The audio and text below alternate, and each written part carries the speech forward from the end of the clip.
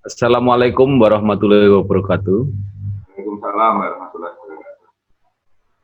Kembali bersama saya Bambang Tuno dari channel Inspirasi Jawa Tengah.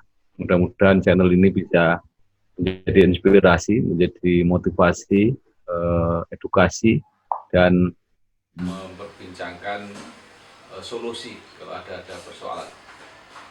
Kali ini saya sudah bersama dengan Pak Yulianto Sudrajat Esos M. Ikom, Ketua KPU Jawa Tengah. Apa kabar Pak? Sibuk terus? Sehat Pak, yang penting terus sehat ini.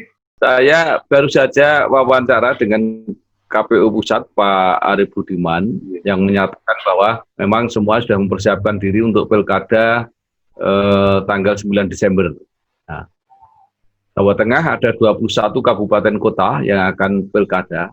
Nah, salah satu yang dikemukakan oleh Pak Arief Budiman, KPU Pusat sedang berusaha untuk mengusahakan tambahan dana melalui APBN dan berusaha juga untuk tidak membebankan kepada daerah. Hanya Pak Arief Budiman mengatakan yang teman-teman di daerah diminta untuk merevisi kembali kalau mungkin ada yang bisa dihemat dan bisa dipindahkan ke pos yang lain. Nah, saya mau tanya Pak Yulianto, di Jawa Tengah seperti apa ini soal anggaran ini? Terima kasih Pak Bambang. Jadi betul apa yang disampaikan oleh Pak Ketua KPU Republik Indonesia terkait dengan kelanjutan pilkada serentak ini. Perlu diketahui bersama bahwa dalam keputusan rapat dengar pendapat tanggal 27 Mei kemarin, akhirnya KPU, pemerintah dan DPR menyepakati bahwa pilkada dilanjutkan di tahun 2020 ini di bulan Desember. Tapi dengan syarat bahwa harus mematuhi sesuai dengan protokol kesehatan, gitu ya, sesuai dengan suratnya dari gugus tugas COVID-19. Nah, tentu ini berimplikasi kepada tahapan lanjutan ini karena seluruh tahapan-tahapan nanti akan menyesuaikan dengan kondisi yang pandemi ini belum selesai, gitu ya. Tentu KPU harus melengkapi jajaran penyelenggara pemilunya dengan alat pelindung dirinya, APD kesehatan, gitu ya. Kemudian mekanisme setiap tahapannya pun juga harus sesuai dengan protokol kesehatan. Belum lagi persoalan bahwa dibatasinya jumlah pemilih per TPS yang awalnya tidak boleh undang-undang itu dapat 100 pemilih menjadi 500 pemilih per TPS. Tentu ini berimplikasi kepada anggaran yang sudah di-NPHD-kan di masing-masing daerah. Otomatis ada penambahan-penambahan untuk memenuhi syarat-syarat sesuai dengan protokol kesehatan ini. Dan ini KPU Republik Indonesia kemarin menginstruksikan kepada jajaran KPU Provinsi dan KPU Kabupaten Kota penyelenggara pilkada segera koordinasi dengan pemerintah daerah masing-masing dengan restrukturasi anggaran tersebut Pak, gitu ya. Nah, tentu karena kemampuan daerah lebih gitu ya, hampir mayoritas permasalahan di tempat tidak bisa mencukupi semuanya, gitu ya.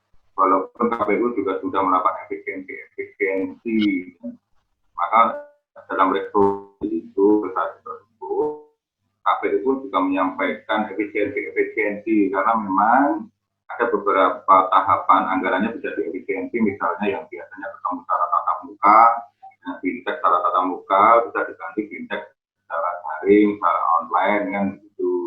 Tetapi ada kebutuhan-kebutuhan yang tentunya lebih banyak dibanding efisiensinya, gitu ya. Seperti untuk pengadaan alat pelindung diri tersebut, ada masker, ada hand sanitizer, kemudian ada alat pengukur suhu tubuh dan lain-lain lah, itu bagian dari yang nanti harus tersedia di TPS. Belum lagi juga dampak penambahan TPS tersebut, implikasinya kan juga non KPPS, kemudian anggaran untuk pembuatan TPS dan masing-masing itu kan cukup signifikan. Nah, kemudian hasilnya kita kirimkan ke KPU RI bahwa kekuatan pemerintah daerah setelah efisiensi hanya mampu sekian, kemudian setelah berikutnya yang lainnya izin UPRI untuk dimohonkan ke APBN. Karena ini juga bervariasi Pak. Terkadang pemerintah daerah setempat yang bisa bantu misalnya untuk alat pelindung dirinya bisa bantu dari pemerintah daerah gitu ya. Tapi untuk penambahan TPS-nya, anggaran untuk penambahan TPS-nya kami sudah tidak mampu lagi karena beberapa daerah menyatakan bahwa anggarannya juga sudah hanya terserap juga untuk penanganan COVID-19. Bervariasi. Atas dasar itulah hasil koordinasi kawan-kawan 21 kabupaten kota kemudian kami sampaikan ke KPU RI, berikutnya KPU RI kemarin juga mengadakan koordinasi itu antara KPU, pemerintah, kemudian Kementerian Dalam Negeri, yang juga dalam negeri, kemudian ada Menteri Keuangan, kemudian ada Satgas COVID-19, Bawaslu, DKPP, masing-masing bisa membahas terkait dengan soal anggaran tersebut. Dan prinsipnya bahwa pemerintah pusat siap membantu melalui APBN. Ya, Pak Yulianto, setelah di efisiensi itu ya, anggaran-anggaran yang tidak digunakan kemudian dipakai untuk kebutuhan-kebutuhan yang baru, khususnya untuk Jawa Tengah itu masih ada kekurangan apa enggak kira-kira? Ya, jelas masih banyak kekurangannya, Pak. Banyak kekurangannya. Jadi kami mereport kepada KPU RI, walaupun masing-masing daerah terus dikoordinasikan terus, karena fiskal ini tidak bisa dadaan ya Pak ya. Pemerintah daerah terus juga menghitung terus, tetapi kebutuhan-kebutuhan dalam skala makro, skala umum tidak bisa kita kalkulasi, gitu. Kita kalkulasi termasuk penambahan TPS. Penambahan TPS itu kan jelas rata-rata kebutuhan untuk anggaran penambahan TPS, per TPS-nya kan bisa dihitung kan begitu. Untuk kebutuhan untuk KPPS-nya, untuk biaya pembuatan TPS-nya, itu sebagainya itu bisa dihitung dan itu dikoordinasikan bersama-sama antara KPU penyelenggara pilkada dengan pemerintah daerah setempat. Berikutnya itu kekurangannya baru disampaikan ke KPU RI agar mendapatkan diusulkan melalui APBN. Dan prinsipnya kemarin di forum dengar pendapat itu yang kemudian saya juga melihat itu Menteri Keuangan juga masih menindaklanjuti koordinasi dengan Kementerian Dalam Negeri. Ya. Dan Kementerian Dalam Negeri pun juga menyanggupi untuk segera mengecek kondisi fiskal di masing-masing kabupaten kota tersebut. Ya, kalau dalam bentuk jumlah itu masih kurang berapa Pak Yulianto kira-kira untuk Jawa Tengah untuk pilkada ini? Kemarin secara umum masih 159 miliar. 150. Iya. Meskipun memang beberapa kabupaten kota terus setelah itu dilakukan kami mencoba merekap itu ini APD-nya di mana ini? APD-nya sementara baru bisa itu Pak. Waduh, jangan susah itu harus dimatangkan betul begitu ya. Itu. Tapi prinsipnya hitung-hitungan untuk alat kelengkapan APD sekian-sekian kan sudah dipandu oleh KPU RI Pak. Ya. Nah, kemudian itulah yang kemudian kami usulkan untuk apabila nanti proses APD itu ditangani KPU. Kemarin kan pembicaraannya di dalam forum dengar pendapat di DPR dan KPU dan pemerintah itu kemarin apakah APD ini akhirnya yang mengadakan itu KPU atau gugus tugas.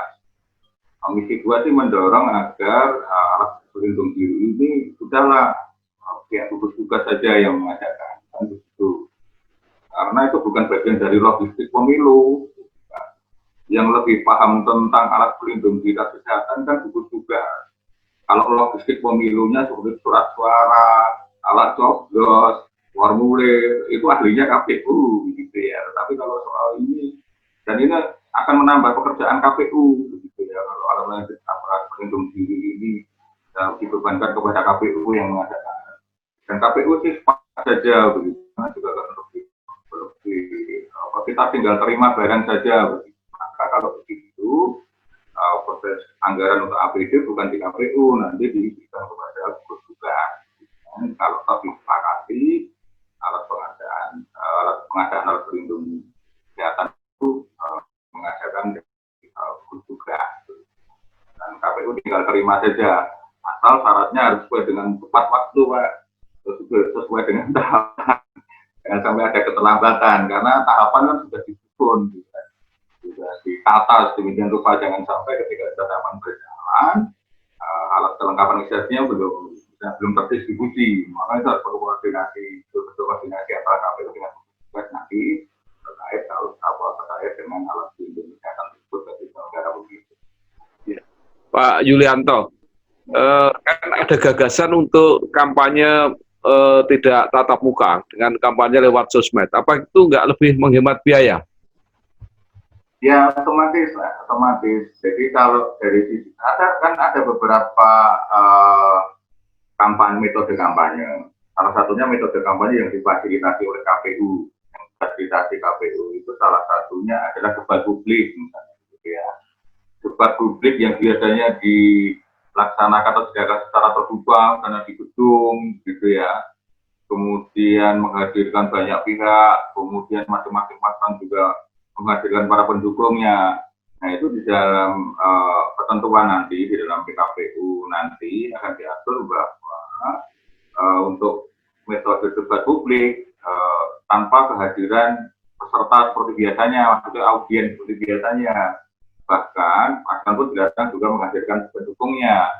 Cukup ada moderator, begitu ya, kemudian panelis, kemudian paslon, dan hanya beberapa tim kampanye saja, dan kemudian nanti debatnya disiarkan secara langsung, bisa melalui siaran langsung seperti biasanya di televisi atau dikenalkan dengan media-media sosial yang lain, sehingga masyarakat itu bisa langsung melihat debat tersebut, pemaparan visi-visinya dan sebagainya. Nah, pandemi ini kan kita kan masih ada larangan untuk berkumpul. Salah satunya juga kampanye dalam bentuk rapat umum juga ditiadakan, Pak.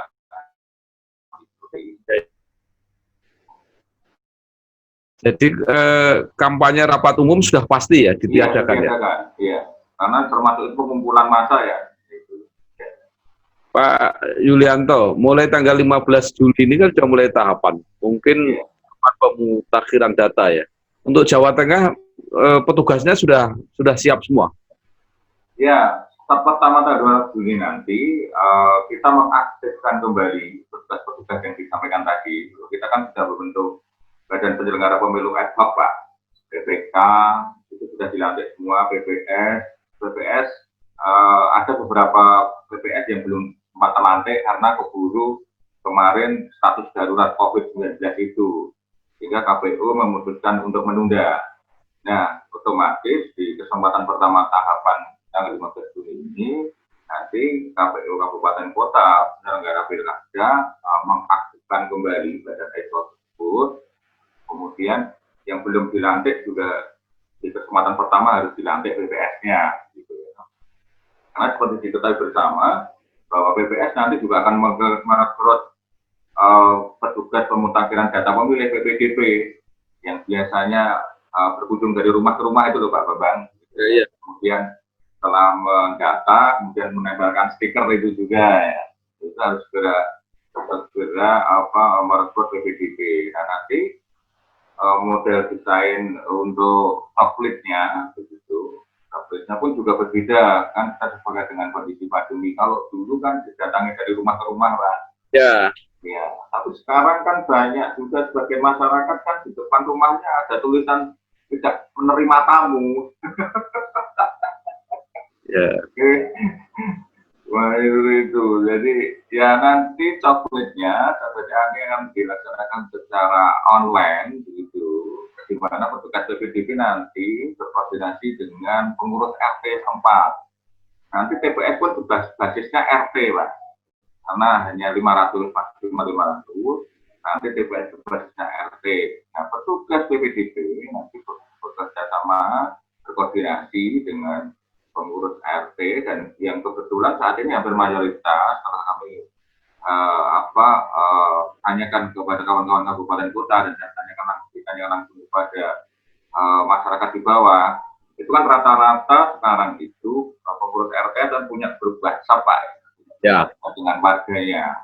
Nah, itulah instrumen itu yang nanti bisa kita bagian dari itu akan lebih mempermudah, sehingga Pak RT itu kan biasanya hafal betul dengan warganya karena punya grup WhatsApp, itu bisa mengecek mana sih nanti yang belum terdaftar, mana sih ini yang sebenarnya tidak memenuhi syarat, misalnya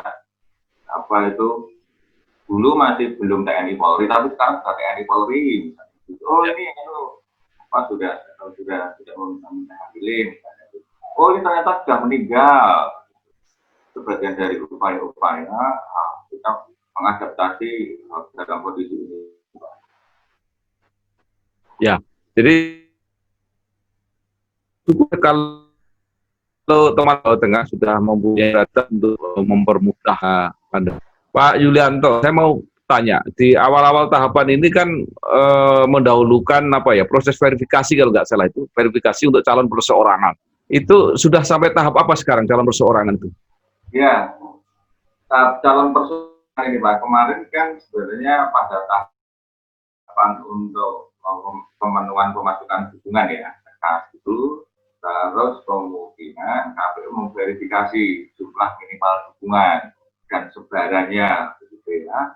Kita cocokkan verifikasi administrasinya, begitu, antara formulir dukungan tersebut dengan KTP, begitu, terus kemudian kita hitung jumlah minimalnya, begitu.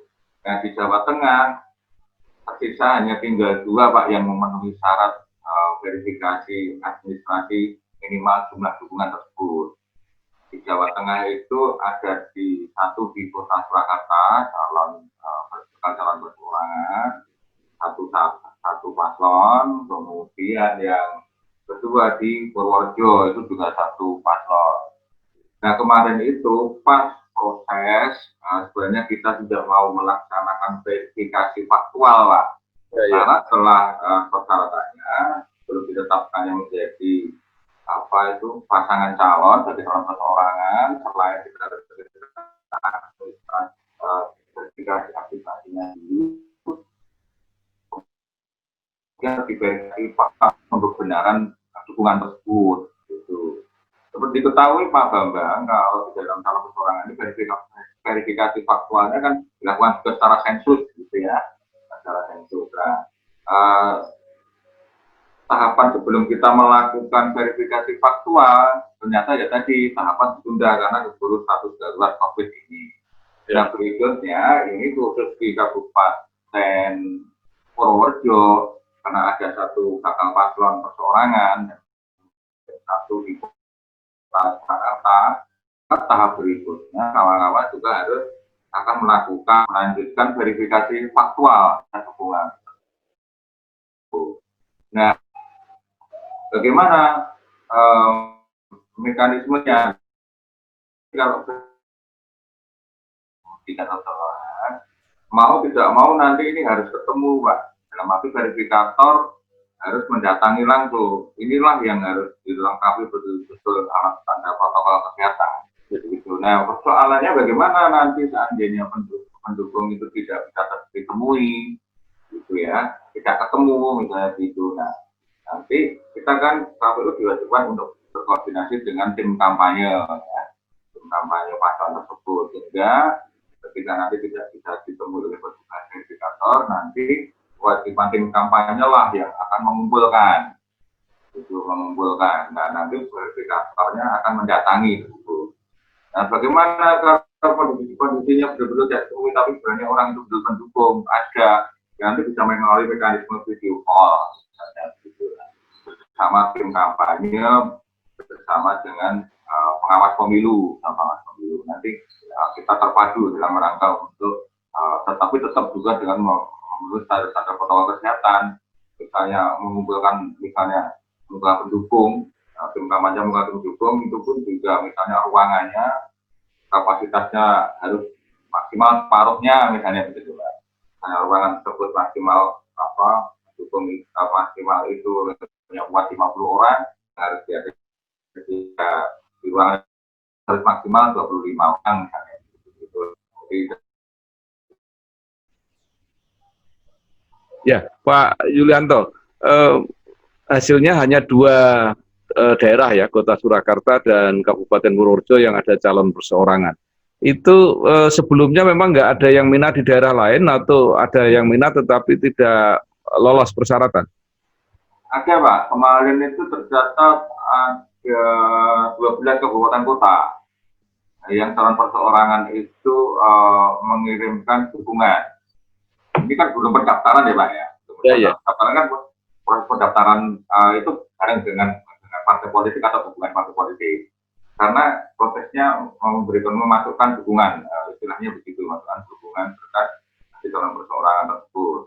Nah, itu ada 12 kabupaten kota, tetapi yang memenuhi syarat, ada lagi yang memenuhi syarat, karena kan nanti itu kan kemarin juga dimasukkan di Silon juga, aplikasi Silon itu untuk mencocokkan dan menginput data tersebut kayak di Sipol begitu-begitu ya, kemarin seperti itu. Sehingga basis datanya itu ada dan lengkap begitu kan, dan itu wajib karena itu nanti bisa diketahui dobel-dobelnya dan sebagainya melalui aplikasi itu, jumlah dukungan yang ada dan sebagainya bisa terdetek di situ.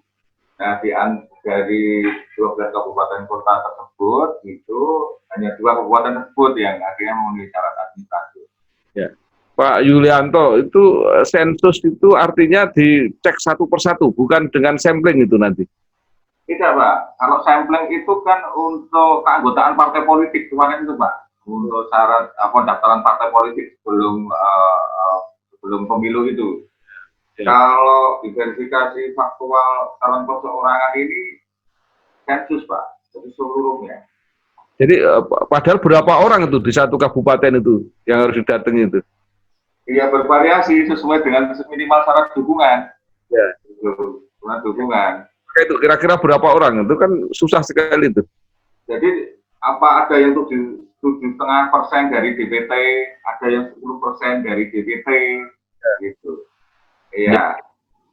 Kita puluhan ribu lah. Makanya nanti kan itu kan mekanismenya nanti kita berwanti per desa berapa pendukung itu kemudian BPS nanti yang bergerak.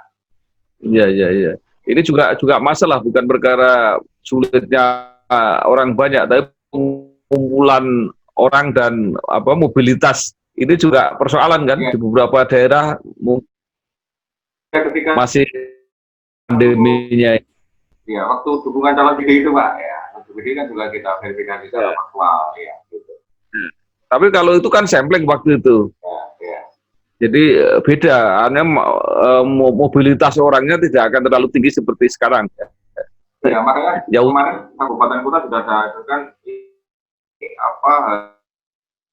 segera dibentuk timnya kan gitu ya, untuk kemudian model supaya lebih menghemat waktu gitu ya. Ya ini memang Pak Bambang, pilkada di tengah pandemi ini memang sangat tantangan begitu ya. Terutama dari aspek bagaimana kami KPU harus menjaga terus keselamatan penyelenggara pemilu gitu ya. Terus kemudian agar kami juga terus meyakinkan kepada publik bahwa pemilu ini masih di tengah pandemi tapi tetap masih berlangsung dengan aman gitu ya, nyaman gitu ya. Karena KPU penyelenggara pemilu akan menerapkan sesuai dengan standar protokol kesehatan gitu ya. Karena kami butuh dukungan banyak pihak, terutama dukungan dari pemerintah, dukungan dari gugus tugas sehingga bisa terus mendampingi kami, mengawal kami, bisa gugus tugas dalam rangka untuk memenuhi standar-standar protokol kesehatan. Iya, Pak Yulianto untung karena dari dua kabupaten dan kota yang ada calon perseorangan, jadi banyak tidak berat ya. Pak Yulianto, mungkin masih ada hal yang ingin disampaikan ya sehubungan dengan usaha untuk mensukseskan Pilkada 9 Desember ini, baik himbauan pada masyarakat, pada seluruh jajaran KPU maupun pada pemerintah, monggo. Terima kasih Pak Bambang. Terima kasih nih kami diundang melalui channelnya Pak Bambang Sadono sehingga kami juga bisa mungkin menyampaikan banyak hal kepada masyarakat. Seperti diketahui bahwa tahapan pilkada lanjutan ini nanti per 15 Juli sudah mulai start, gitu, dan ini bagian dari upaya terus meneruskan agenda-agenda tahapan pilkada serentak 2020 yang tertunda, masih ditunda karena memang kondisi darurat COVID-19. Nah, seiring dengan dibukanya new normal, begitu, maka tahapan pilkada serentak pun juga dilanjutkan. Pertama bahwa pilkada lanjutan ini karena masih di satu darurat belum dicabut dan masih dalam kondisi pandemi, tentu kami penyelenggara pemilu terus berkoordinasi dengan banyak pihak untuk supaya penyelenggaraannya bisa berlangsung dengan baik, terutama dengan gugus tugas. Dan beberapa kali gugus tugas akan mensupport penuh penyelenggaraan ini dan akan mensupport penuh jajaran penyelenggara sesuai dengan standar-standar protokol kesehatan, termasuk nanti di TPS pemungutan dan penghitungan suara itu pun juga diterapkan standar protokol kesehatan secara ketat, gitu ya. Misalnya ada jarak physical distancing antar petugas KPPS 1 meter 1 meter, petugas KPPS nanti pakai alat pelindung kesehatan tersebut, pakai masker, face shield, kemudian sarung tangan, cara coblos sekali pakai, gitu ya. Kemudian juga maksimal pemilih di TPS itu juga dibatasi hanya 12 orang, waktunya juga dibatasi jarak 1 meter, tersedia hand sanitizer, begitu ya.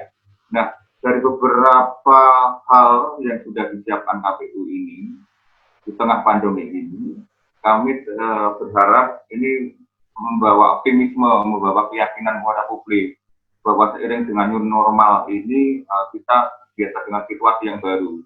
Harapannya kepada masyarakat partisipasi pemilih di Pilkada serentak 2020 ini dalam era new normal ini bisa berlangsung dengan baik. Yakinlah bahwa kami penyelenggara pemilu akan menerapkan standar protokol kesehatan. Jadi meskipun dilaksanakan masih di masa pandemi, tetapi pilkada nanti pemungutan dan penghitungan suara akan berlangsung dengan aman dan nyaman. Ya. Demikian Pak Bambang, sekali lagi ucapan banyak terima kasih sudah diberikan kesempatan di forum ini. Pak Yulianto Sudrajat, Eksos MKOM, Ketua KPU Jawa Tengah. Oke. Selamat bekerja, selamat berjuang, mudah-mudahan pilkada sukses. Terima kasih dan bisa diikuti terus perkembangannya di channel Inspirasi Jawa Tengah. Sekali lagi terima kasih Pak Yulianto. Wassalamualaikum warahmatullahi wabarakatuh. Waalaikumsalam Pak Bambang, terima kasih.